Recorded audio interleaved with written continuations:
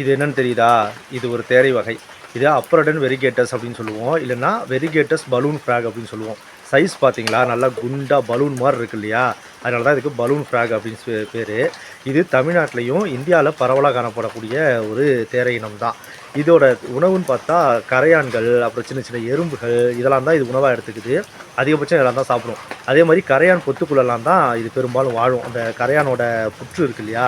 அதுக்குள்ள சின்ன சின்ன துளைகளுக்குள்ள, குட்டி குட்டி பாறைகளுக்குள்ள இங்கெல்லாம் தான் போய் இது மறைஞ்சு வாழும்.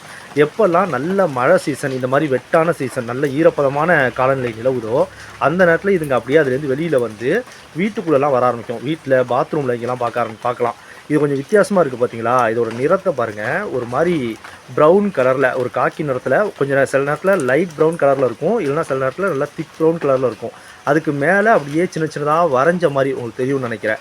குட்டி குட்டியா வெள்ளை நிறத்துல அப்படியே வரைஞ்ச மாதிரி இருக்கு இல்லையா? இதோட உருவம் மற்ற சாதாரண தேரைகளை விட, தவளைகளை விட வித்தியாசமா இருக்கும்.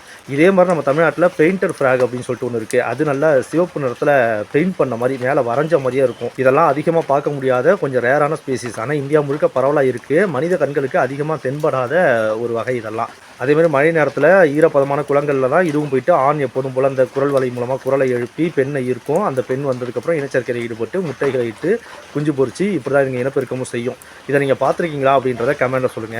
பார்க்கவே அழகா இருக்குல்ல. ஆனா இப்பலாம் இத பெட் ட்ரேடிங்ல யூஸ் பண்றாங்களாம். அதாவது பெட்டா செல்லப்பிராணியா வளர்க்கறதுக்கு நிறைய இடங்கள்ல விற்பனை பண்ணப்படுது, ஏற்றுமதி பண்ணப்படுதுன்னு சொல்லப்படுது.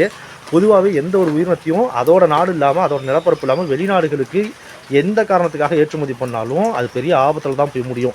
இது நம்ம நாட்டை தாயகமா கொண்ட உயிரினம். அதனால இங்க இது இருக்கிறது எந்த பிரச்சனையும் இல்ல. இதை நீங்க வெளிநாட்டுக்கு ஏற்றுமதி பண்ணீங்க அப்படின்னா அது இதுக்கும் பிரச்சனை, அங்கேயும் பிரச்சனை.